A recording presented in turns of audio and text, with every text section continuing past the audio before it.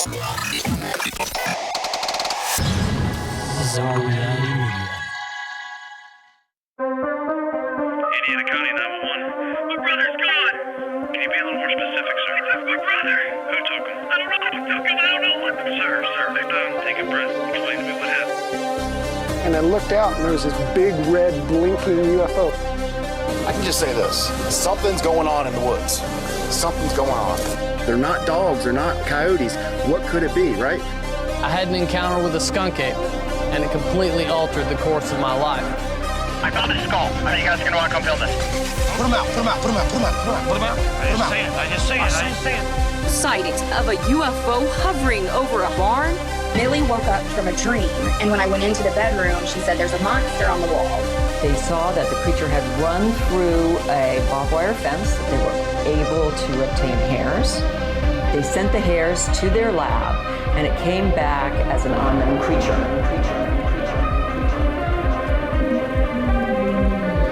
Bizarre Encounters with Shayn Orin. What is up, Bizarrites, and welcome back to the most bizarre show on the internet. I am the one that they refer to as Shane Squatch. So bang bang, skeet skeet. And over here, I have the one, the only, big bad Boo Daddy, Sir Orin Felix himself. Yeah, that's the daddy. That's the daddy. So we're switching it up tonight. Yeah, mix it up a little bit. You know, beat, beat, skeet, skeet, and that's the daddy. So. Well, that wasn't quite as sexual and suggestive as some of the more recent ones, so I'm really disappointed. Well, I'll make the next one super sexual. I figured I'd lighten it up a little bit maybe for this episode because maybe this is one that families could listen to, so I won't be as raunchy. We are a family show, so I mean, what can we say? Speaking of that, that's one I need to add to the board. There's a million different variations of Alex Jones screaming that this is a family show. We need that. We definitely need that for any time we get off the rails. So I'll make sure I get that for the soundboard. I got a few other ones talking too. About grabbing dicks and twisting them, just we'll throw in it's a family show. Exactly. And I'll put the apology from Alex too at the end of that. That'll just be a formal thing that we do at the end from now on, you know. That's definitely what this show needs is more sound clips. Hey, accurately placed sound clips are perfect. You just can't overkill it too much, which I have a rule. I can only use each sound clip 2 to 3 times per episode. Otherwise, it's overkilled and it's not funny anymore. So you got to have guidelines at least. Okay, I'm glad there's some sort of guidelines to this bullshit. There's slight guidelines. Very loose guidelines, but they exist. Okay. Speaking of loose guidelines, I hear you have some exciting announcements for the listeners and viewers. So for anybody that may not have caught it in the very beginning of the episode that we have this new fancy intro, we have now switched over Open Minds Media to now being Bizarre Reality Media. All still the same thing, all under the same people. You know, it's us producing our own stuff. I just figured that with Open Minds Media, the name didn't really fit anymore. And when I look at the logo, it just seemed a little, I don't know, spiritual or maybe like a little kiddish compared to what we've really been diving into lately. So I wanted to kind of rebrand stuff, give it a little bit more of like a gritty looking logo and kind of make it so it fits both shows a little bit and incorporates the name into both. So for anybody that sees it anywhere, Open Minds Media is no longer a thing. And now we are Bizarre Reality Media. So new and exciting stuff. And not as exciting, but I have to make reference to it. We've had a lot of complaints on this show and on Inquiries of Our Reality for having a lot of ads in our episodes. I finally figured out what it was because I've been going frantic for this. I was like, I haven't overkilled stuff with episode or with ads. I do the minimum that I can for Spreaker, which is 5 cuts out per episode and all that. But I figured out that apparently when I had switched over our RSS host a long time ago from Red Circle to Spreaker, which is the people that push out our episodes, apparently there was ads embedded in the Red Circle episodes. So unfortunately, anybody that's listening to our old stuff from before I switched over to Spreaker, they have ads from Red Circle that I cannot remove. I've tried. And there's also ads from Spreaker. So I really, really apologize for those episodes. My intention is it's going to take me a long time, but I'm going to basically have to re-upload each one of those episodes individually. So bear with me, guys. I do apologize for all the ads being on the old episodes, and I apologize. It is not our fault. It was simply a mishap that happened when we uploaded our feed, but it will be corrected. So stand with us. Or if you really, really hate those for the time being and there's an episode you really want to listen to, you can always go listen to it on the Patreon for ad-free. So just throw that one in there. Well, on the bright side, you only have like 120 episodes that you've got to re-upload. So, I mean, that shouldn't take you any time at all. For Bizarre Encounters, I also have all the ones for Inquiries. So that's over, I think I have about 350 episodes altogether between everything that I would have to replace individually. So it's going to be a fucking project. So well, if you get off your ass and do something, maybe you can get all those episodes fixed. Hey, I've been trying, man. I've been making a lot of clips for us lately. So that being said, for anybody that likes clips and stuff of the show, I've actually been active on TikTok and on YouTube lately, and it's also helped out the show a lot. So I've noticed that there's been a lot of new listeners, and we've been staying up a little bit higher as far as like the rankings go. For a while, we'd kind of, we'd be in the ranks. We'd be around maybe like between 100 to 200. But ever since I started posting clips, we've been around 50 to 70. So for all the new listeners out there that have been checking out the show, that have come in from listening to all our little random clips I throw into YouTube, TikTok, and Instagram, we appreciate you guys, and thanks for being here. All right, one last piece of news and updates. We are not going to have an episode dropping next week. Our normal recording night is Thursday, and it just so happens that is the opening day of football season for my college, and that takes precedence over absolutely everything. So no new episode next week, but the following week, which will be September the 4th, will be the Bizarre Inquiries live show on the YouTube channel. It's going to be 7:15 Eastern time. So you guys be sure to submit questions, articles, anything you want us to inquire about, and also join in the chat. And if anybody is interested in being a guest on the show or sharing their experiences or just getting up with us for any reason whatsoever, Shane, how can they do that? First and foremost, you guys can email us at bizarreencounters@outlook.com, or you guys can always call or text the Bizarre Reality hotline, and that number is 313-364-1551, and you guys can call or text that 24/7. Make it a little bit easier for you guys. And actually, a little bit of an update that I want to throw out here, because I want to put something together for October. So I'm going to make reference to this going forward until we hit a little bit more into October. But for the Halloween special, I really, really want to put together an episode where you guys call in, you guys leave recordings on the hotline, and basically Orin and I just go into all of your guys' encounters blind, and we give our impressions, what we think they might potentially be. I think it'd be really fun for a Halloween episode. We need like 10 of you guys to call in and leave your guys' reports, whether it's paranormal, cryptid-related, UFO-related, but I really want to put together a really good Halloween special that involves you guys. So, if a handful of you guys wouldn't mind calling into that number and leaving your encounters, we'd really appreciate it. And of course, I will give you a big shout out in that episode that we end up doing for our Halloween special. So hopefully we were able to do it. So send in those encounters, guys. And if you would like to show your support for the show, Shane, tell them how they can do that. First and foremost, you guys can follow the show on Instagram or Facebook, or you guys can even go and check out the Patreon with 2 tiers available: ad-free / early access and full access. Or you can check out the Bizarre Realities. Wow, that's going to take me forever to get used to.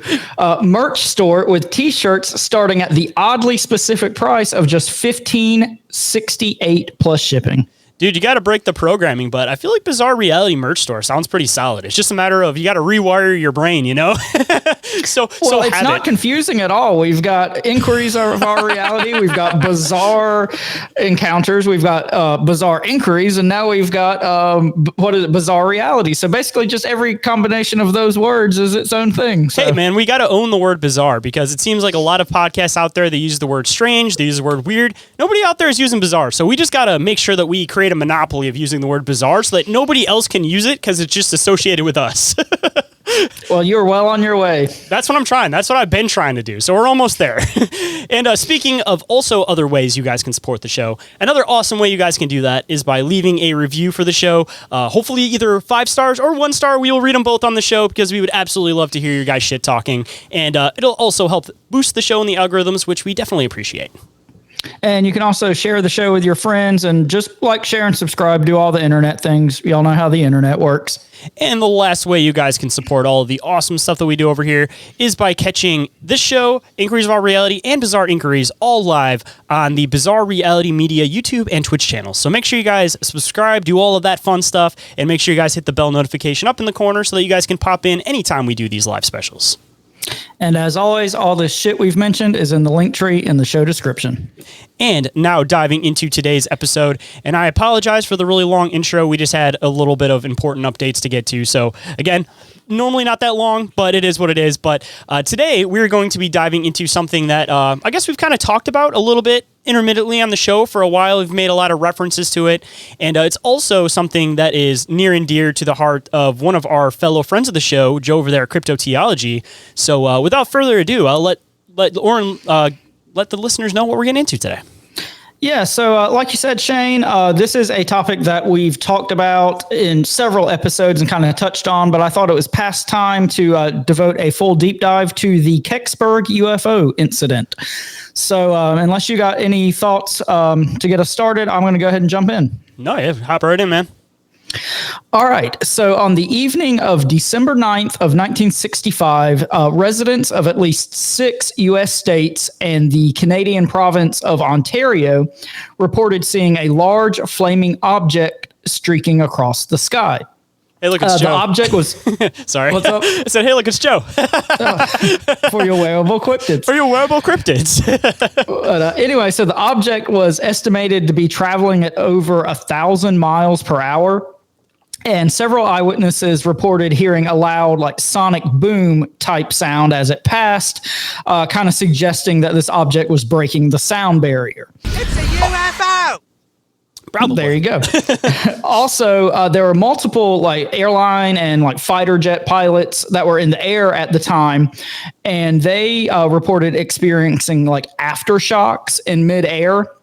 And there are also contrails that were, quote, likely caused by a decrease in pressure that remained in the sky like long after the object had passed. So not jumping ahead too far, but this decrease in pressure, remember that when we get into kind of thoughts and theories, because we talk all the time about like pressure changes and portals opening and the possibilities of things of that nature. So just keep that one on the back burner. Alrighty, so the object also made multiple abrupt changes in direction, and according to the ufologist Stan Gordon, it, quote, made a 25-degree turn near Cleveland, Ohio, and came in on a straight path over Pittsburgh. Then it made another turn south and yet another turn toward Kecksburg, Pennsylvania. And Kecksburg is about 40 miles southeast of Pittsburgh, so in like western Pennsylvania. So at approximately 4:45 p.m., there were these two kids, and their names were Nevin and Nadine Kalp, K-A-L-P. And these two kids were playing outside at their family's farm, which was near Kecksburg, Pennsylvania. And these two kids saw this large flaming object crash into the woods near their house. And so Nevin and Nadine like ran into the house, and they told their mother, whose name was Frances, what they had seen. And so Frances, ran outside to the edge of the woods, and she saw this large column of smoke rising from the presumed crash site. And all this sounds like really, really similar to the Flatwoods monster encounter to me. You had these kids playing outside. They saw this thing crash. They go and retrieve their mother. Their mother comes out and sees it. So do you have any thoughts about any of that before I continue? I mean, talk about like almost like predictive programming. It's like the generic movie UFO encounter or asteroid encounter that like ends up resorting in aliens. Yeah. It's the typical, everybody's having a good time, kids are playing, and then this boom thing crashes and then a bunch of smoke comes up. Like it almost kind of also reminds me of like The Color Out of Space, for example, or even something like I'm sure you've seen the Creep Show, that first one that has Stephen King in it for the movie, where he touches the thing that came from space and he becomes like one with this algae fungus looking thing. Like, I don't know, it just has the typical motif of, like the 1950s generic UFO very encounter. Alien B movie type setup. Exactly. I mean, obviously it's a stereotype and it's referenced from somewhere. So, I mean... All right, so Frances returned to the house, and she contacted the Kecksburg Fire Department and the local office of the Pennsylvania State Police. And at approximately 6:30 p.m., police officers and firefighters started to arrive at the property. And they began searching for what they thought at the time was probably some sort of like crashed aircraft or plane or something of that nature. We apologize, guys, for the interference, but we will be right back.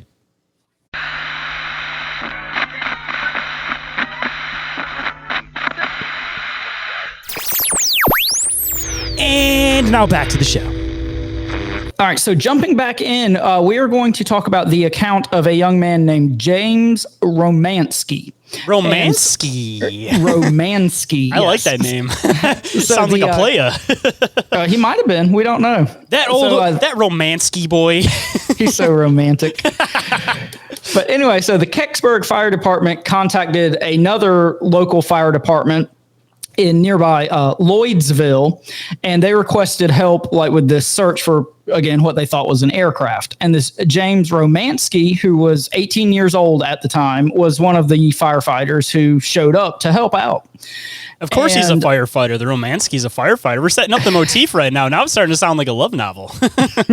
Well, hey, you can just go whatever direction you want to with that. Romansky saved me from a UFO. It sounds like a really bad fan fiction. Well, anyway, according to Romansky, he and his fellow firefighters were searching the woods, and they came across a large metallic acorn-shaped object. And this is what the hell is even that? Exactly. This is the picture that everybody associates with the Kecksburg UFO incident. So this thing was partially buried in the ground when they found it. And also the treetops in the area were broken from where this thing had, crash landed. The object was a dark gold or bronze in color, and it was approximately 10 to 15 feet tall and 8 to 12 feet in diameter. And remember those figures, we're going to kind of touch on that again later. So the surface of this object was completely smooth, and it had no visible propulsion system or anything of that nature. That's why I was just barreling through space at 1,000 miles an hour. Nothing to slow just it down. Just got launched out of something pew! What if it was in Joe Dirt, how he thinks he found the meteor and it's just turds from an airplane? What if that's what this was? Just space turds. Yeah, it's space turds. It's how the aliens get rid of their waste. They just shoot it down in Earth and they say, fuck it. It's just a giant cone looking thing. Well, hey, we don't need to do the rest of the episode. We've cracked the code. It's space shits. It's always space shits, man. But anyway, so kind of interestingly, this object did have a raised ridge or lip at the bottom of it. And Romansky claimed that this ridge was covered in these strange symbols that he said resembled Egyptian hieroglyphics, which is pretty interesting. Man. It's definitely a conspiracy, man. So a short time after these firefighters discovered this object, military personnel started to arrive at the crash site. And allegedly they had Geiger counters with them, which of course are used for detecting and measuring radiation. Remember this radiation aspect as well. They already kind of knew I feel like they already had an idea of what was going on here. Because why would you already start bringing that stuff out? Back then, let's see, what year was this again? Just to throw it 65. 65. So were they really dealing with nuclear aircraft at the time? Anything that would have been carrying anything nuclear? I don't feel like they would have been around this time, right? Well, I mean, I guess theoretically you're not that far removed from the end of World War II, and you're kind of in the throes of the Cold War at this point. So, I mean, I guess there is a little bit of they might have plausible deniability there, but yeah, it is kind of weird. And like I said, this radiation motif is going to pop up a few more times in this episode. So definitely keep that one in the back of your mind. I mean, just to throw it in what they may have been thinking at this point too. I mean, especially if it just was the tail end of the Cold War too, they could have potentially thought this thing was some type of advanced, missile or some type of bomb or something like that. We're going to kind of get to that here in a minute. But the hieroglyphics are what get extra weird, and I'm sure we'll probably dive into that a little bit later. But yeah, the hieroglyphics, man, that's as soon as you hear that, that's one of those bing, bing, bing, it sticks out. Exactly. I mean, how many kind of UFO alien type stories do we talk about that, this hieroglyphic motif pops up time and time again? So yeah, definitely an interesting little tidbit. Maybe it goes into our space shits theory. I mean, maybe the whole hieroglyphics language was taught to, the ancient Egyptians by an extraterrestrial race. So, the hieroglyphics that you're reading on the side literally just says something around the lines of do not open, full of toxic waste. It's like a hieroglyph of somebody sitting on a toilet or something. Yeah. I mean, what would the consistency be of alien shit? Just to throw this out here, the weird thing to think about, has anybody ever seen the back of a gray? Do these things possess, because everybody makes reference to the fact that they don't have front genitalia. So is there an exit point? Would aliens even produce excrement, or would they be something that excels or it gets rid of their excrement in a different way? Like, do they just like push it out through their skin or something? Because I'm assuming that if they don't have the front genitalia, they probably don't have an exit door. Or what if they have like multiple buttholes? Have you thought about that? What if they just throw it up out their mouth? Like, okay, so we're going to get back into the material. The military personnel who arrived on the scene forced Romansky and the other firemen to leave the area, and they said that the military was going to be taking over the search. So all these firefighters, they returned to the Kecksburg Fire Department. And when they got there, they found that the military had kind of like taken over the fire station, and they had set up like a temporary headquarters there. Romansky also claimed that while they were there at the fire station, they saw a military convoy with a flatbed truck driving past the fire station. And this truck was allegedly loaded with a large object covered with a tarp. So, of course, everybody presumes that this is whatever the crashed object was loaded up on this truck. And it's kind of interesting because this account of this military convoy and the flatbed truck is like corroborated by a lot of witnesses. Like several locals reported seeing this military convoy in some way, shape, or form. So I think there's enough smoke there that we can say the military definitely trucked something out of there. Well, I mean, regardless of the conspiracy behind it, the UFO portion behind it, no matter what this thing was, like if there's a foreign object that crashes, like you're going to have to expect that they are going to remove it with military means because they don't know what it is. So whether it's a conspiracy or not, no matter what it was, even if it was a crashed aircraft from another country, like I don't think there's a conspiracy behind the government coming and removing this thing. If there's an unidentified thing that crashes, like of course they're going to remove it. Like there's no doubt in my mind that the military showed up for whatever the hell this thing was. Yeah, and we're going to kind of touch on some of these thoughts and theories and whatnot. But yeah, it seems to me that you can't really argue with the fact that something crashed and they removed it via military means, like you said. So whatever that thing is, we're going to speculate about that in a little bit. But again, kind of seems like there's enough smoke there to be some sort of fire. I mean, even at the simplest fact, if they were already checking out there with Geiger counters and it gave any form of radiation, instantly off of that, the military is going to deal with it because they're going to be the only people that are going to have the right specifications to deal with something like that, especially if it's something that could have potentially contaminated the land itself. So even just simply off the fact of if this thing was an asteroid, for example, but it had some type of radiation property to it, like they're still going to deal with it. Like that's all military dealing with that. Yeah, exactly. Which, keep that in mind again when we get into the different theories and suggestions on what this thing was, because one of them I think is kind of asinine, and it's for these very reasons you were just saying. Say this is a hard one because I already have so much back information on it. I don't want to give away anything too early. But it's like I'm about to pop. Like I have so much I want to throw at it, but I'm holding it back. I'm about to bust. All right, guys, we got to take another break. We'll be right back.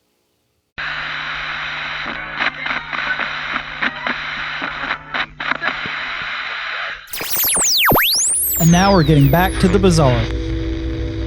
All right, so now we're going to talk about the account of a young man named John Murphy. And so there's this radio station called WHJB, and it was located in Greensburg, Pennsylvania. And they received several phone calls from locals claiming that they also saw this object crash land in the woods. And this reporter for the station named John Murphy decided that he was going to go out to the scene of the crash and investigate for himself. So by the time he arrived at the scene, there were already like several locals that had gathered. And he interviewed multiple of these eyewitnesses, including Francis Kaup, which I thought was kind of interesting. And he even claimed to go into the woods and take several photographs of, the crash and the trees and whatnot. Look, an alien! Where? There wasn't an alien. Sorry. Right, and also keep this in mind, the fact that he allegedly took these photographs. But of course, there actually, just sorry not to interrupt, but is there any documentation of this photograph, or is that why you made a reference to it? We're going to get there. Okay, because I was going to say, most of the time, you dive anything Kecksburg, you get just a picture of the little statue monument they made, and then anything that Joe made, because it's really, there's not a lot of artwork realistically created for it. Yeah, we're going to kind of get to what may have happened to these photographs here in a minute. Let me guess. I don't even want to guess because I already know I'm going to give it up. But the good old 3-letter agencies. Who else would it be? So anyway, John Murphy, he was forced to leave the area once the military showed up and began their search. But following the incident, he began preparing this like audio documentary that he was planning on airing on the radio station, and he was planning on calling it Object in the Woods. However, on the day before the documentary was supposed to air, 2 men dressed in black suits and claiming to be from the government visited him at the radio station. It's a conspiracy, man. It's definitely a conspiracy. And these 2 men, quote unquote, persuaded Murphy to like heavily edit this documentary before it aired. You sure about that?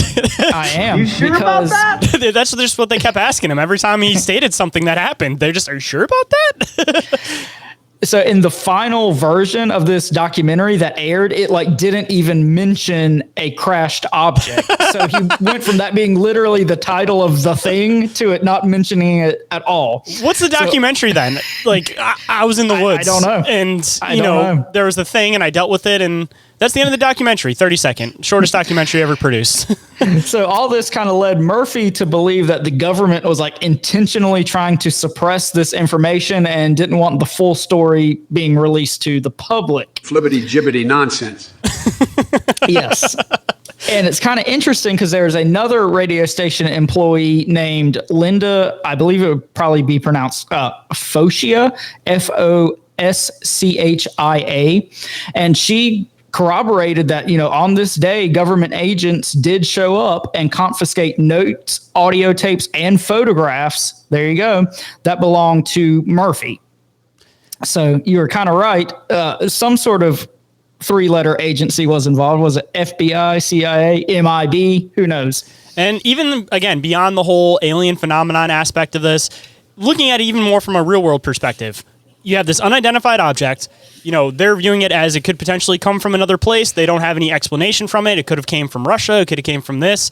So even up to this point, it doesn't seem like there's anything that isn't probable. Like, if there's an object that crashes, they don't know what it is. Like, these are the steps that the military would take regardless. So I don't even think we've even hit anything that's even can be considered a conspiracy yet, especially even controlling the information, because if they don't know what it is, they don't want people out here trying to make claims on what it is, because then that's going to become the main focus. Part of controlling the narrative is you collect all the information and then you control what information comes out about it. So, I don't even think there's like a full-blood alien conspiracy yet here. All this stuff is no doubt in my mind happened.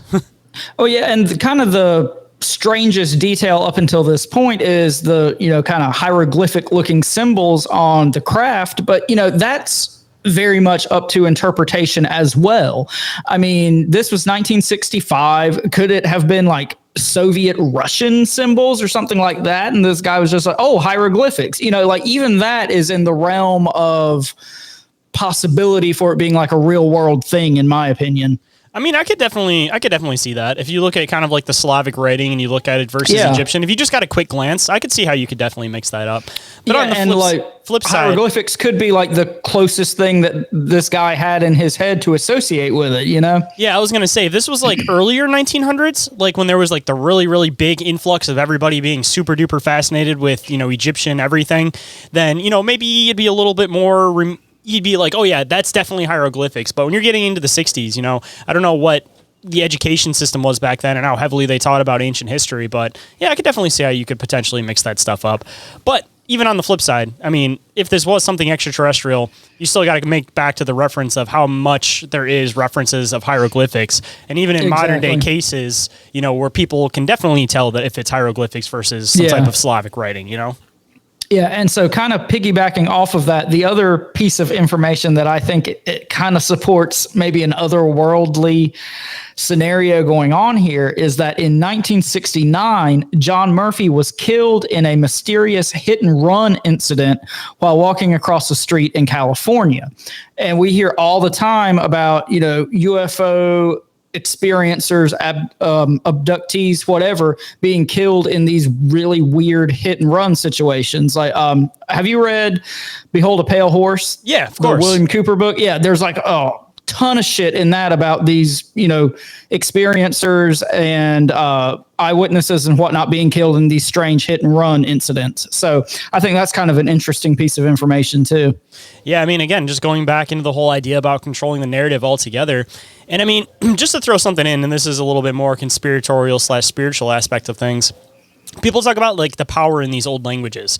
And then you start getting into like the occult aspect that a lot of these like people that are into this stuff, like the language that they're writing in is like Enochian, it's, runes, it's hieroglyphics, all of this stuff.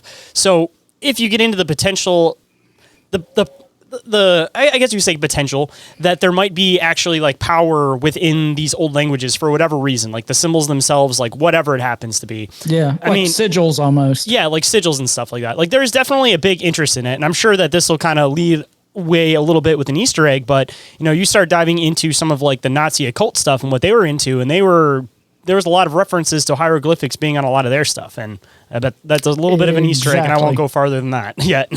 Well, that is a good segue into thoughts and theories. So at the time, one of the prevailing theories was that this object was simply a meteor. And this was the theory that was kind of promoted by the military and, all the powers that be and whatnot. But it seems to be like really inconsistent with most of the eyewitness accounts. I mean, first off, we have multiple people saying that this thing made abrupt changes in direction, which a meteor would not do. Also, metallic debris was reportedly recovered in like multiple states along the object's flight path. And this, I think, is really interesting, and keep this one on the back burner too. Eyewitnesses in Kecksburg also reported seeing this weird pulsating blue light coming from the woods where the thing landed.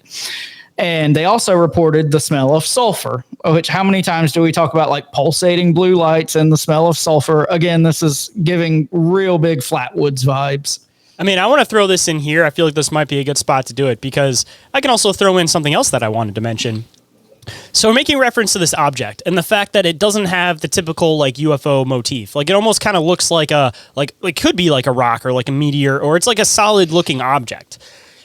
Correlate that with some of the more modern stuff going on. I mean, we recently made reference to it on Bizarre Inquiries, the whole Oumuamua and then the three-eye atlas or 31 atlas, whatever the hell people are calling it. And you're talking about these space objects that don't seem like the typical propulsion mechanisms, but yet they still are able to have this like conscious aspect to their flight.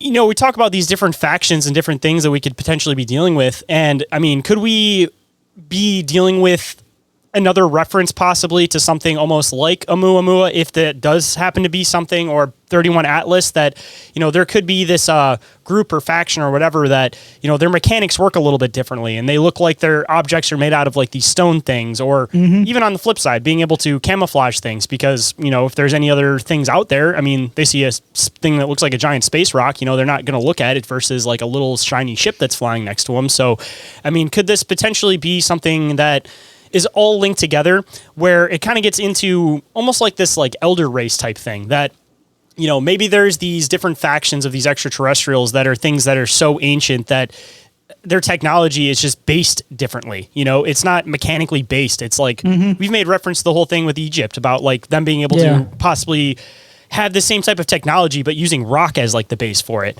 I mean, could there be a link between all of this? Could we be starting to kind of notice like a new faction that clearly likes to be stealthy, and that's why they kind of hide their objects under rocks? I mean, I know I kind of have a main theory on this, but this is just something that I kind of started spinning around in my head when you made reference to even the light, by the way, because that's what the other thing I want to make reference to.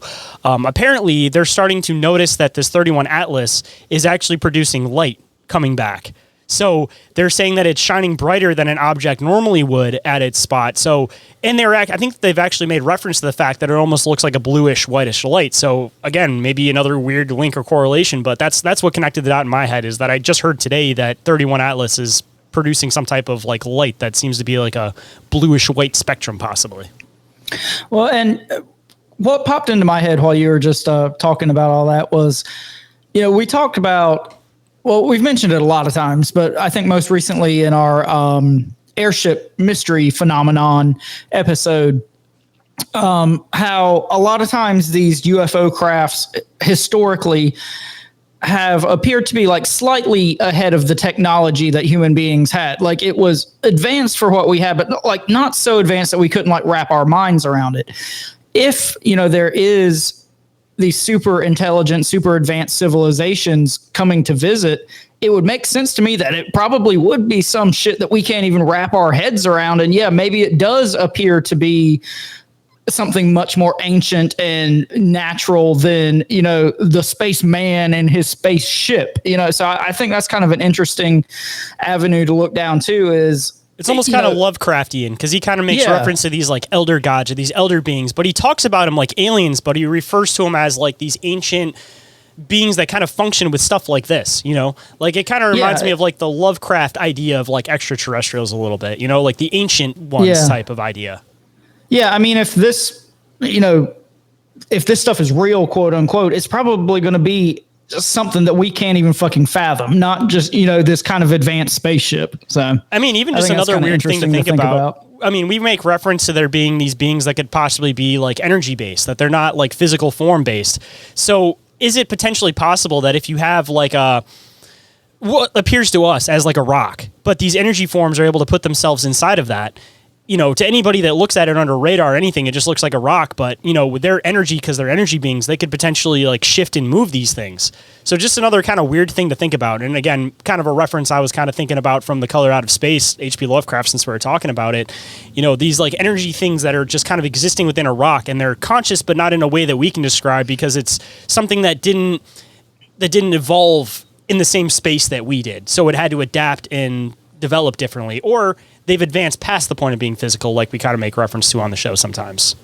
Yeah, I mean, I think there's definitely a kind of elemental old god connection to UFOs and even the Fae and things like that you could get into with all that. So, yeah, I think you're definitely onto something there. I want to kind of dive in maybe some more and see if I can find some more references of these UFOs that are kind of like rock-based, because I haven't heard a lot of people talk about like this in particular, like in the aspect that we are. So I wonder if we could potentially make some more ties and connections to some type of like extraterrestrial, like rock UFO type of phenomenon, or like solid object type of phenomenon. Yeah, no, I think that would be definitely interesting, and you can include Joe Dirt and his space turds in it. Yeah, absolutely. I got to make a couple soundboard clips of that at least. It's a goddamn space turd. Hold that thought. We'll be right back after this brief commercial break.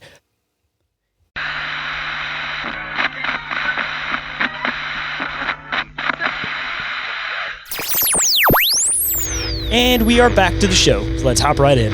All right, so we're going to jump back into the theories about the meteor. And so kind of recapping, the idea that it was a meteor that crashed is kind of inconsistent with a lot of eyewitness accounts. Flibbity-gibbity nonsense. Yes. Absolute nonsense. Eyewitnesses also reported seeing men wearing like protective radiation suits leaving the woods, and people also reported seeing them carrying like this wooden box that was approximately 5 feet by 5 feet. And this has led people to speculate that they could have recovered some sort of alien corpse at the scene of the crash. And keep that in mind here again in a second. So finally, the last thing I'm going to talk about here with the meteorite theory is there was an article that appeared in the Greenberg Tribune Review, and they claimed that, quote, absolutely nothing was discovered at the crash site, which seems kind of weird to me. If it was truly just a meteorite, why wouldn't you be like, yeah, it was a meteorite. They fucking found a meteorite at the crash site. It's like a kid when they get in trouble. They're like, we weren't even there. What are you talking about? Like, yeah. I saw you there. We were fucking there. What are you talking about? Yeah, so there's nothing to see here. Like, it totally contradicts their theory about it being just a meteorite. But anyway, I thought that was kind of funny. Man, they should have been wearing camo instead of those radiation suits. And then maybe they could have just, nothing to see here. We're not here. All right, so this is going to kind of touch on some things we've already talked about, but another popular theory is that the object was some sort of satellite. And this theory is supported by the fact that in December of 2005, so like the 40th anniversary of the crash, NASA released a statement claiming that after reanalyzing debris, what could possibly I just go laugh wrong? every time I hear NASA because it's gotten to the point now where it's like every NASA video, you can see that the hair is stuck up and you can see the wires. So it's like, I don't believe one fucking word from NASA at this point. Well, this isn't going to change your mind. So NASA released a statement claiming that they had reanalyzed the debris from the crash, and experts had concluded that it was an object that was a Soviet satellite known as Cosmos 96. You sure about that?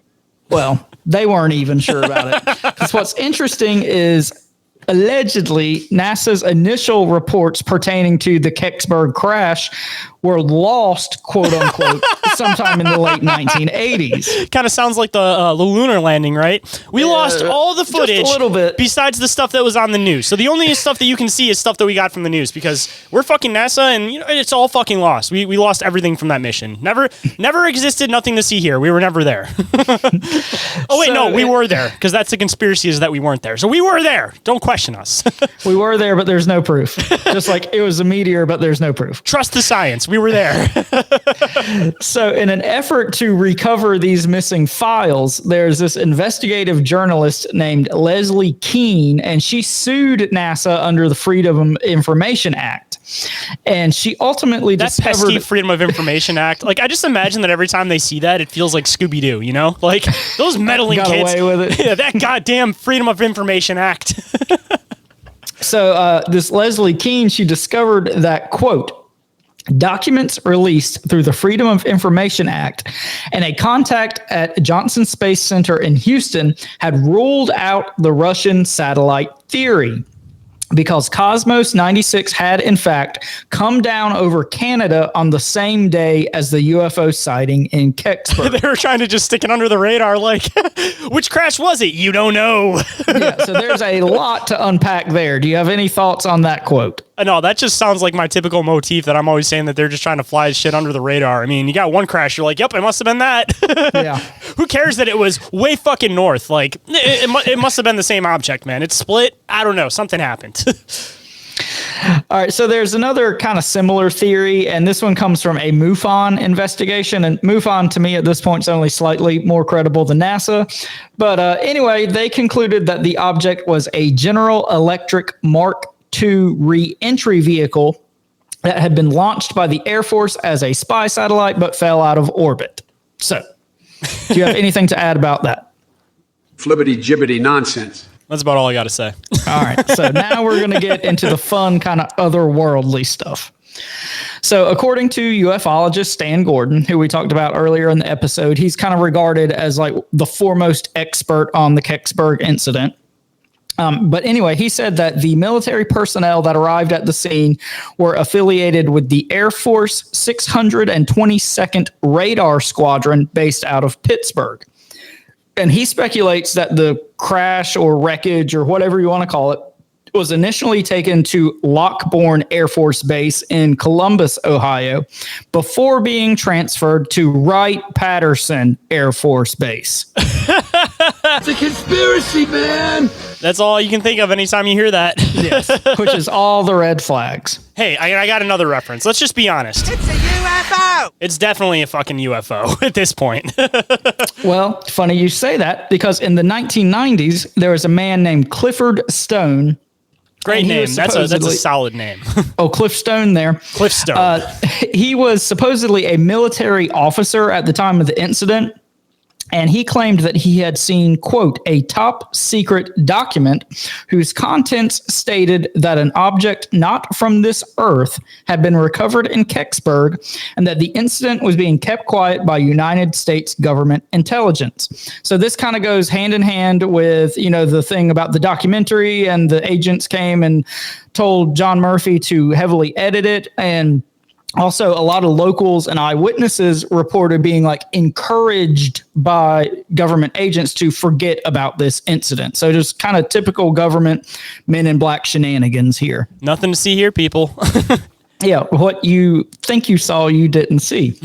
I would love to look up this documentary, because if you take away the root of the story, like, I'm curious what's left. Like, I don't understand what he made a documentary about. Yeah. Like something weird happened in the woods. I can't give any more information. Yeah, if an object didn't land in the woods, what is there to talk about here?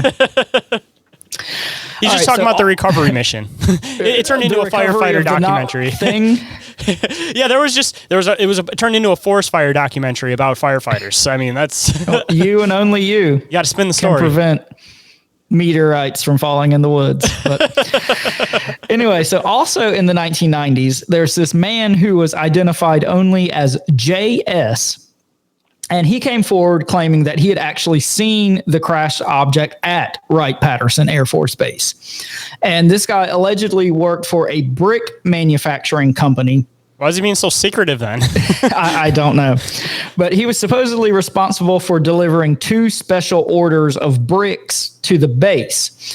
And he claimed that while he was unloading the first order of the bricks, he saw a large bell-shaped object sitting on a flatbed truck in one of the hangars. So again, this is checking a lot of boxes about things we've talked about already. But again, this guy came forward in the 90s when, a lot of this information might have been out there in the public. So, take all this with a grain of salt. I don't like the fact that he's JS. He's from a brick place. But anyway, the next day he was supposedly delivering the second order of bricks. And he said that at this point, there was this scaffolding built around the object, and he saw men using cutting torches to try to get inside the object. He also claimed that one of the workers told him that the bricks were being used to build a radiation shield. So here we've got radiation again. Now, again, all this with a grain of salt. I don't know if this, radiation information was out there in the public by the 90s and this guy just latched onto it or not. But anyway, still kind of interesting. And he also claimed that this guy told him that he saw some sort of small body covered with a sheet, which gets back to, these people seeing men in strange suits carrying this 5 foot by 5 foot wooden box out of the woods. Fuck that. I've seen enough horror movies to know not to cut the random mystery object open. Gonna get the They're black have some ooze. Evil Dead shit go on here. Yeah, you're gonna have either the Necronomicon type demoniacs, or on the other side, you're gonna have the black ooze from X-Files, and it's just gonna start taking everybody over, I mean, either way, whatever's in there, you probably don't want to be fucking around with too much. Again, I don't know why you'd want to cut any of these objects open. Watch it from a distance, see if it opens on its own. But the second you cut that open, man, there's too many horror movies that start that way. I mean, even if it's space poo, you don't really want to cut into that either. Yeah, definitely not. I think we also learned this from The Thing, that even if it's ice, just don't fucking cut into it if there's something weird in it. Sit tight, guys. We got to pay some bills.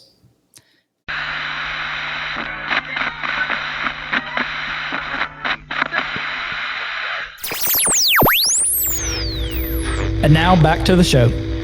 All right, so this is the part where things get really fun, and I think you're going to have a lot to add to this section, Shayn. So according to eyewitness descriptions, obviously, as we've talked about in past episodes, that's all you get is eyewitness, because all the documentation's destroyed.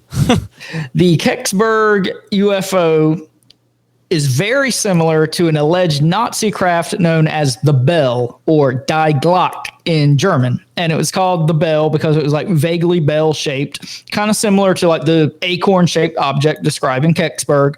Just for the fun of it, I'm going to bring it up on screen so that the listeners can kind of compare some of the stuff. So here is supposedly some renditions of the hit of the Nazi Bell. This one specifically was how it was referenced. And now let's go back to Kecksburg so you guys can see what exactly we're dealing with as a side-by-side. Definitely seems very, very, very close in my opinion. Yeah, very similar in general shape. Even down to the symbols being down here, just to also make a little bit closer of a reference too. So this Nazi Bell was said to possess anti-gravity capabilities, and supposedly it was even able to alter the fabric of space-time. So basically this thing is supposed to be like a time machine. And also to throw this in too, because we covered it when I was doing the Continued Nazi Experiments episode, there was that major crash, UFO crash that happened in Germany that sparked this. So it seemed like the whole controversy with the Die Glock came after that UFO crash. So just to kind of correlate some stuff with the more conspiratorial people, definitely seems like it's possible that the Nazis could have reverse engineered some technology, and they may have had some additional help if they were diving into the occult stuff, because there clearly is some ties between that with some of this extraterrestrial phenomenon. So, I mean, I feel like they could have been way ahead of their time, and that's also why Operation Paperclip, Nazi scientists, typically you'd want to take them all out, line them up against a wall and shoot them all. But instead I picked that one, because clearly they were more advanced than everybody else at the time. And how did they get all that? But possibly anyway, a crash. Jumping back in, this object, the bell, was supposed to be approximately 12 feet tall and 9 feet in diameter. So kind of, same general proportions as what was reported in Kecksburg. Allegedly, the bell, kind of like you alluded to, was developed in the 40s as part of like the Nazi wonder weapons program, which again has a lot of occult ties to it.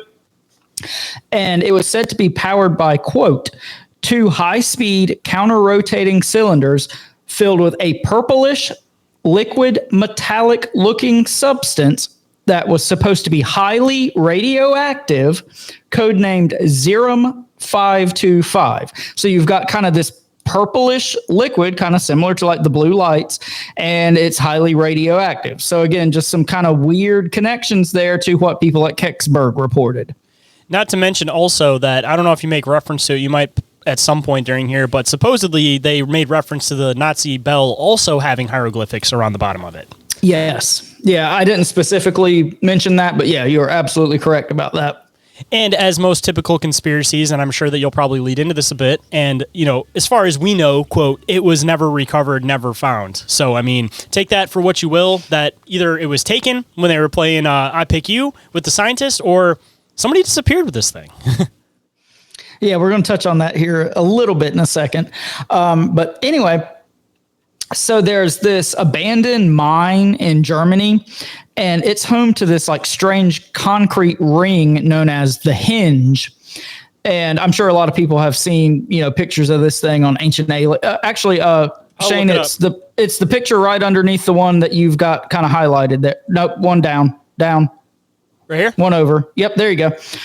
So it's kind of like this just concrete frame thing. Again, it's known as the Hinge, and it's been suggested that this concrete structure was used to kind of secure the bell during testing. But, other people have suggested that it's just kind of like the remains of this industrial cooling tower. So, I mean, there's, a couple different ways you could go with that. I mean, it kind of totally makes sense that it could be this weird thing, but it could also be something very mundane. I mean, on the flip side, too, a lot of conspiracy with it, of course, with a lot of this old Nazi stuff. But supposedly there are actual pictures of this thing being tested, but, people claim they're AI, they claim they're a hoax. I mean, definitely possible, but, a lot of those pictures supposedly came from, like, the deep, deep web. So, I mean, there could possibly be some validity to it. I mean, take it for what it is. I know that some of those pictures were popping up, like, when the internet was first really starting to come up. So, I feel like it was before people were really able to manipulate things with AI. So, there might potentially be something to some of those photos. And that could also be why you can't find them anywhere besides on the deep web. Yeah, no, definitely. And that's a good segue into kind of our next little subsection here. So like you said, rumors of this Nazi bell have circulated for decades, but the concept was really popularized by a Polish author named Igor Witkowski. And he wrote a book called The Truth About the Wonder Weapons. And in this book, he claims that he discovered information about the bell through declassified documents that were in the possession of the Polish government. And I just kind of had to throw this in here for fun. Allegedly, Werner von Braun, who we talk about all the time on the show, was also implicated in these documents. So take that for, whatever you will. I mean, I'm going to throw this out too. Whether you believe this is a conspiracy or not, the Nazis clearly had an interest in producing some of these wonder weapons. So whether it worked or not, I definitely think that they were attempting to build something like this. So those pictures that I referenced on the deep web, all that stuff, I'm sure that some variation of this object existed. Whether it was able to do as they claim is the conspiracy, but I think that no matter what, they were definitely probably working on an object like this. Yeah, absolutely. And it's something I had a little bit later in the notes, but I'll go ahead and throw it in here. A lot of people say that this thing is either a hoax or at least like this wild exaggeration. But like you said, I mean, it's very much in the realm of possibility and believability that the Nazis were trying to manufacture something like this. But I mean, did they achieve anti-gravity time travel? I mean, that's up for debate, but I mean, not much of a stretch for me to think that they were trying to do something like that, you know? I mean, even kind of combining, like, I guess you could say, like, new age technology with, like, old world concepts. I mean, no denying that the Nazis were going around and collecting all of these, like, occult texts, ancient documents. We know that. They were doing all this stuff. So if they were looking at it from a different perspective, under a different lens of taking this old information and viewing it under, like, modern day interpretation, I mean, they definitely could have unlocked some stuff with this, because they may have looked at it from a different perspective. You know, a lot of this stuff, I mean, you talk about how it's kind of written eclectically, so it's not going to be written like, here's how you produce this technology, here's a step-by-step. It's going to be hidden within weird descriptions of things. So if you're able to figure out that codex, I mean, who potentially knows what could possibly be in these old documents? Not to mention, again, they were raiding documents that people didn't even know existed. So who knows what they could have potentially got their hands on if they were already taking documents and stealing things that were already out of the public eye that people didn't even know existed in the first place. Yeah, I mean, like we said, we know the Nazis were trying to do things exactly of this nature. So, I mean, the only question at that point is, how successful were they? I mean, they claim to have supposedly found the Ark of the Covenant. I mean, I don't know how much. That's in the documentary, Raiders of the Lost Ark. Yeah, it's funny. I mean, you know, that's how a lot of this stuff goes. They got to muddy the waters and make it look ridiculous. But supposedly they had an interest in that, and they were also, I don't know if they actually supposedly found it or not. But what? Damn it, I'm forgetting the name of it. The spear. Yeah. You know, was what's the name of the spear? The Spear of Destiny or something like that? Spear of Destiny. I was going to say, it's on the tip of my tongue. The spear that supposedly they used to pierce Jesus when he was crucified. And even going into that farther back, too, I mean, you think about it as simply something that's like a biblical artifact. But on the flip side, you know, there's a lot of reference to the fact that Jesus was a real person. Whether you believe that he was the Son of God, he was a prophet, or he was just possibly a normal guy that, you know, knew how to kind of talk to the masses. You know, I don't think that there's a question whether or not this person may have existed. But, I mean, that being the case, whether he is the Son of God or just a normal man, you know, if he got crucified and got stabbed by the spear, I believe that spear exists, whether you believe that it's got some type of power or it's just a standard spear that a normal guy got stabbed with. I mean, whatever context you want to put it into, like, I don't think that these biblical objects don't exist, you know? I think that there's a lot of validity to these objects existing. It's just a matter of, like, what do they actually do? You know what I mean? Like, are they real? Do they actually have these powers? Are they simply just objects? But I think that they do exist regardless of what they may potentially be able to do. Well, and that also kind of gets back to ideas of, like, intention and manifesting. And if, like, people are putting this much intention and thought and reverence into these objects for thousands and thousands of years, you know, even if it started off as just a regular spear, at this point, it's probably a very powerful, you know, otherworldly object, you know? I mean, even just talk about the power of blood and, like, blood magic. Like, simply if it had, like, a stain of blood on it from Jesus, you know what I mean? Like, who potentially knows what the occult power could be of that? Yeah, no, definitely. So kind of jumping back in, this idea of the Nazi bell, it was further popularized by a British author named Nick Cook. And he had a book that he wrote in 2001 called The Hunt for 0 Point. And in this book, and this is going to kind of get back to something you talked about a little bit ago, Cook suggests that the Nazi officer Hans Kammler secretly traded either the bell itself or the secrets of its technology to the U.S. government in exchange for his freedom. Operation Paperclip. There you go. So kind of closing out this section, I found a quote. It's just from Wikipedia, but I thought I would present it just in its natural form. Quote, prisoners from the Gross Rosen concentration camp were supposedly exposed to radiation from Die Glocke, resulting in many deaths and health problems. Survivors of the camp are alleged to have reported witnessing tests of Die Glocke, reporting a bright bluish light from the object. So here again, we've got blue lights and radiation. And just to throw in something that also possibly combines in with my continued Nazi experiment theory, if you are producing these flying devices that clearly have some type of radioactive principle to them, assumably you're going to try to find a way to make it so that your own people can safely fly these ships or pilot these ships. So it doesn't seem out of the ordinary to start testing on people to see if they could potentially like boost up like their resistance to like nuclear radiation, possibly. Because on top of people receiving nuclear or radioactive poisoning from this object working in the area, I'm sure that there's probably also tests that they were conducting on these people of making them ingest certain substances, take this pill, take this, to see if there would the be Nazis a counter were doing effect. shit like that in the concentration camp. So if just assuming this was a real object, whatever it was and whatever its capabilities were, that just seems par for the course that they would have done that, And I mean, there's a lot of reference too to that these things need some type of nuclear something to be able to function. And I mean, even connecting stuff with them with like X-Files, there's an episode that they did where they had these, reverse engineered UFOs, and they were trying to get normal pilots to be able to fly these things, and they all ended up with like radiation poisoning. They ended up having problems where they started going like crazy because the ship moved so fast that the way their brain had to function, like they weren't able to comprehend and do it properly.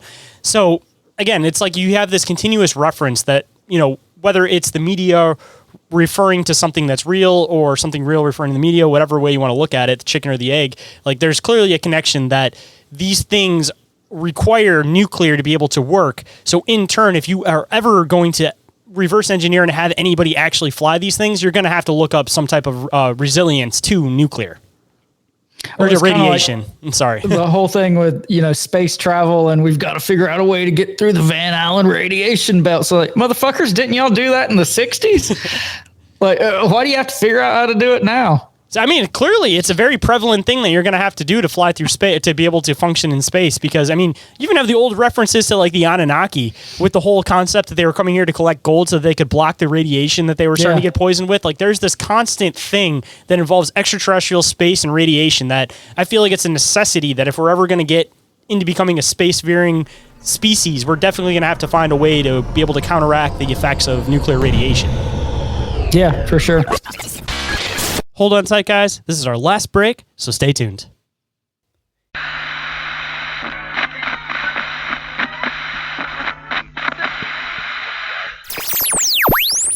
And we are back to the show. So let's hop right in. And I guess I will take a minute to say what's up to everybody in the chats. We appreciate you guys for being here. I think it might just be Riley and Cryptid Tidbits, but we definitely appreciate you guys. Orin will be back in 1 second. He just has to collect an allotment, of course. As I'm burping. I'm not even drinking. I'm drinking an energy drink over here, and I'm burping more than him. Don't mind me. I'm having beer burps from an energy drink over here. I'm not even the one drinking, and I'm burping up. My first beer. It's not a beer. It's an energy drink. All right, you good? Yes, sir. Okay, so jumping into kind of miscellaneous and conclusions. So throughout the years, the Kecksburg UFO incident has received like widespread media attention. It's been referred to as Pennsylvania's Roswell. And most notably, there was a 1999 episode of the NBC television series Unsolved Mysteries that focused on the incident, and a replica of the craft that they built for the episode is currently on display near the Kecksburg Fire Department. And this is, the picture that everybody has seen of this thing. You had it pulled up earlier. I'll bring it back up just for the sake of it. But basically, if you've heard anything about this story, this is the mental image that you have. I'm about to bring it up on screen right now. Sorry for the delay. I had to bring it back up. But yeah, this little little thing on a stand here. Yep. So if you're in the Kecksburg area, you can stop by the fire department and see this thing. It looks real stunning. I mean, very high craftsmanship. They didn't even give it like a full-fledged sign. They should have at least given it a little plaque that had like the history that they could say. It was like a meteor, nothing to see here. Something. Yeah, a little billboard that says nothing to see here. All right. So the incident was also the subject of a 1998 documentary titled Kecksburg, The Untold Story. And this was created by Stan Gordon, who, again, we've talked about a couple times in the episode. He's considered to be like the foremost expert on this thing. So if you guys are going to check out any documentary or anything about this, that's probably a good one to try to find. There was also a 2003 Sci-Fi Channel documentary titled "The New Roswell: Kecksburg Exposed." And there was a I love those flashy titles. they're supposed to draw you in. There's also a 2019 film titled simply Kecksburg, and this film supposedly dramatizes the story of John Murphy, who again was the radio station employee who worked on the audio documentary and the whole Men in Black aspect and all that. Attempted to. Yeah, exactly. So I couldn't find this. I actually just searched on the Roku TV for it, but I think that would be kind of interesting to see a dramatization of John Murphy's story. And of course, this thing has been featured on all sorts of television shows: Ancient Aliens, UFO Hunters, Nazi UFO conspiracies, all that good stuff. But like a lot of stuff we talk about on the show, whether it be cryptids or, alien sightings or anything like that, the town of Kecksburg has really enthusiastically embraced this legend. And each July, the town hosts the Kecksburg Old Fashioned Days and UFO Festival. The town is also home to the Kecksburg UFO store, and it's operated out of the local VFW hall, and it helps raise funds for the fire department. And this I thought was kind of funny. The road located near the original crash site has since been officially renamed Meteor Road. Which, trying to control the narrative. Yeah. Didn't find a meteor, found absolutely nothing, but they named it Meteor Road. They're trying to be like, check out all this folklore, but in the back of your mind, subconsciously, it's on Meteor Street. So they're trying to place that subconsciously. That's definitely it's something. It's not Meteor Street. That would be stupid. It's Meteor Road. Meteor Road. Meteor Road. It sounds like a Mario Kart course. Yeah, it really does. Rainbow Road into Meteor Road. So, kind of concluding, we've talked about a lot of my thoughts and theories throughout the episode, but obviously this has a lot of similarities to things we've talked about on the show. We talked about the Flatwoods Monster similarities. We talked about, Operation High Jump, Nazi type stuff. So kind of at the end of the day, I'm not going to go too long here. I think, obviously something crashed. It wasn't a meteor. It wasn't, they found absolutely nothing. I think, realistically, the idea that it was some sort of foreign satellite or something like that's probably the most quote unquote likely scenario. But there's so many strange connections with the blue lights and the radiation and all that I think you really can't rule out either the extraterrestrial or the Nazi, Nazi time travel craft possibility. So, do you have any kind of thoughts to leave us with on this one, Shayn? Again, regardless of which way you view it, there was definitely something that happened. There's a bunch of stuff that's clearly documented that something weird happened here. The hard part is just you don't know which direction to go with it because the object itself is very not typical UFO-like, but it also has a lot of correlations with UFOs. So it's a really weird one to place because it carries all of the normal motifs, but without the visual of it, which is where it gets kind of weird. And no kind of creature was really associated with it. So fully associated. Well, exactly. But with Flatwoods, you've got a lot of these motifs, but there's, this super duper weird, strange creature. You get a lot of that stuff, but not the smoking gun of the creature with this one. So I think that's, for me anyway, what kind of not doubt, that's not the right word, but makes me think, it is possible this could have been a fucking satellite. I don't know how much validity there is to it. I don't even remember where I read this, so I didn't know exactly where to throw it in, and I wasn't going to throw it in at all, but supposedly, and again, take this with a grain of salt because I can't reference exactly where this comes from, but supposedly somebody saw two people that looked like Nazi officers leave this ship. So when you get into the characteristics of what could have potentially left the ship, you have maybe one person that referenced two people that look like Nazi officers, which could have definitely been something that just was a game of telephone to kind of further the Die Glock idea. Or, maybe there is straight up extraterrestrials that were hidden in this box, because why else would they have carried out a body in a box? Normally when they remove a body from a scene like this, if it's something maybe contaminated, they'll put it in one of those bags, they'll zip it up, they'll carry it out like that on a stretcher. It's just a weird motif to carry it out in a wooden box, especially if they're already out there testing things with, Geiger counters, all of that type of stuff. Like, they were clearly trying to hide whatever that thing was in the box. And 5'5", I mean, typical kind of human size. And they also made reference to there being something else under the sheet. So it's like, you don't know where exactly to place the extraterrestrial with this thing, because you got one reference to people, you got one to a box, and then you got one where it looks like they cut the thing open and had another one. So either there's two things, or people are just really mixing up the stories on what could have potentially came out of this thing. Well, and what I was just going to add in is, from a lot of the eyewitness accounts, this craft or object, whatever you want to call it, wasn't very big. It's not like you could have fit a couple of full-size Nazis in there, So, I mean, if there was anything in it, it would have been some sort of smaller gray type entity. So, I mean, I think that's another interesting aspect. I didn't specifically throw it in anywhere, but this is not a very large object. So I think that kind of is a feather in the cap of it not being a extraterrestrial craft as well. I mean, what if it was some type of a, whether it's extraterrestrial or human related, whatever, what if it was some type of like escape pod, possibly? Yeah, so because it almost kind of has the motifs craft. Of like an escape pod, especially with the 1,000 miles an hour, just straight propulsion into the ground. But it wasn't straight propulsion into the ground. It made several abrupt changes in direction and stuff. You're right. But I mean, definitely I think that's a great point. Going under the idea of possibly like some form of like an escape pod, whether it's, some type of other government technology escape pod, or even getting in the extraterrestrial theory. I mean, because assumably, again, you have to kind of correlate like our thoughts with these things. Like if there are way more advanced than us, like I've mentioned with the drone thing, you got to assume that these things are using drones because that's where we're progressing to. And it's been, we've wanted an escape plan since the beginning. Like clearly these things fucking crash. So it seems like it's completely ridiculous to not think that there's probably some type of escape pod or something for any of these extraterrestrial flying devices. And maybe this is one of the few references we actually have to one actually being used.